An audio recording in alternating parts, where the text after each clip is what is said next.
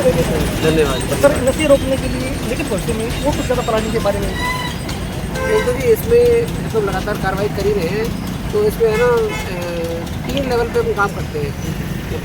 Enforcement में क्या होता है कि जो अपराधी हैं, जो नशा तस्करी करते हैं, बेचते हैं, चाहे उसमें अलग अलग तरीके, कुछ लोग तो होते हैं जो आदतन अपराधी हैं, उनको पकड़ने का कार्रवाई, कुछ लोग होते हैं जो नई नई शुरुआत करते हैं तो उनको भी पूरे लगाम करते हैं एनफोर्समेंट। दूसरा हो गया अवेयरनेस कि भाई लोगों को जागरूक करें, जागरूक हो सकते हैं, कुछ लोग जागरूक नहीं भी हो सकते, तो जागरूक हो सकते हैं, उनको जागरूक करने की लोग तो जागरूक नहीं हुए सर, अपराधी जागरूक हो गए। नहीं जी, देखिए ये क्या होता है किसी भी सोसाइटी में, मतलब ये कांस्टेंट कंपटीशन होता है between the good and the bad. तो जैसे अगर अपन कुछ कार्रवाई करते हैं उस हिसाब से जो गलत करने वाले होते हैं, कुछ लोगों के मन में तो भय हो जाता है और कुछ लोग अपना तरीका बदलने का प्रयास करते हैं। ये किसी भी सोसाइटी में, किसी भी जगह, ऐसा नहीं है कि कोई भट्टू में या कोई फतेहाबाद में या कोई हरियाणा में अलग है। नहीं, आपके आने के बाद सर जगह छोड़ गए। नहीं, जब कहीं भी रेड पड़ती है तो वो मिलता ही नहीं कुछ वहाँ। नहीं, लेकिन फिर भी हमारा पूरा प्रयास रहता है। और तीसरा हो गया ट्रीटमेंट। तो ट्रीटमेंट में क्या है जी कि जिन लोगों के पास में संसाधन नहीं है, उनके संपर्क नहीं है, उनको दवाई दिलवाने का काम हो गया या अपने नशा मुक्ति केंद्र में एडमिट कराने का काम हो गया। 3 लेवल पे हम कार्रवाई कर रहे हैं और आगे भी करते रहेंगे। सर एक ये डिजिटल अरेस्ट के बारे में बात करते हैं।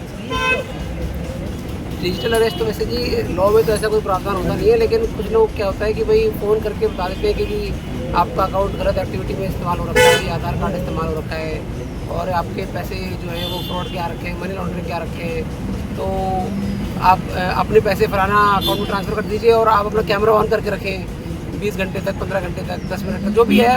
तो ये मतलब बोगस प्रोपेगेंडा होता है बेसिकली, सच कुछ नहीं होता है इसमें। और मैक्सिमम लोग तो इसके बारे में जानते हैं कि ये झूठ है, लेकिन फिर भी कभी कभार कुछ लोग इसमें पड़ जाते हैं। अगर किसी के साथ ऐसे कोई घटना हो जाती है, पहली बात तो मानना ही नहीं चाहिए, सब चीज़ों के बारे में ब्लॉक कर दें। और 1930 जो नंबर है 1930 गवर्नमेंट ऑफ इंडिया का, भारत सरकार का साइबर क्राइम हेल्पलाइन है 1930, उस पर कॉल करके तुरंत बताएं। सर ये साइबर क्राइम की हम बार बार अभियान चलाते हैं, लोगों अवेयरनेस काफ़ी अवेयरनेस है इसके, लोगों में जागरूक होते हैं, फिर भी सर कई बार लोग इसमें फंस जाते हैं। देखिए सोसाइटी है जी, आप सोसाइटी में आप सोचिए कि भाई 100% लोग बिल्कुल 100% अवेयर हो जाए, ऐसा नहीं होता। लेकिन प्रयास ये रहता है कि भाई बेहतर से बेहतर हम अवेयरनेस का प्रोग्राम कर सकें, ज़्यादा से ज़्यादा लोगों को जागरूक कर सकें। लेकिन फिर भी कुछ थोड़े बहुत लोग हो जाते हैं, लेकिन ओवरऑल देखना चाहिए कि भाई बेहतरी की तरफ हमारी मुहिम है।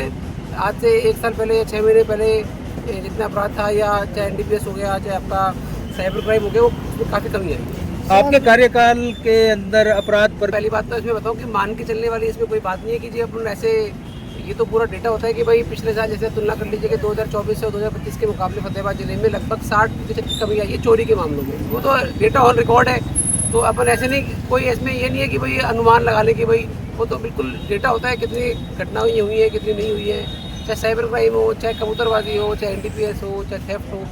और खाली क्राइम से ये रिलेटेड नहीं है, मतलब एक आम जन में मतलब सुरक्षा का माहौल होना चाहिए, मतलब आम अपराधियों के मन में भय होना चाहिए और आमजन के मन में विश्वास होना चाहिए।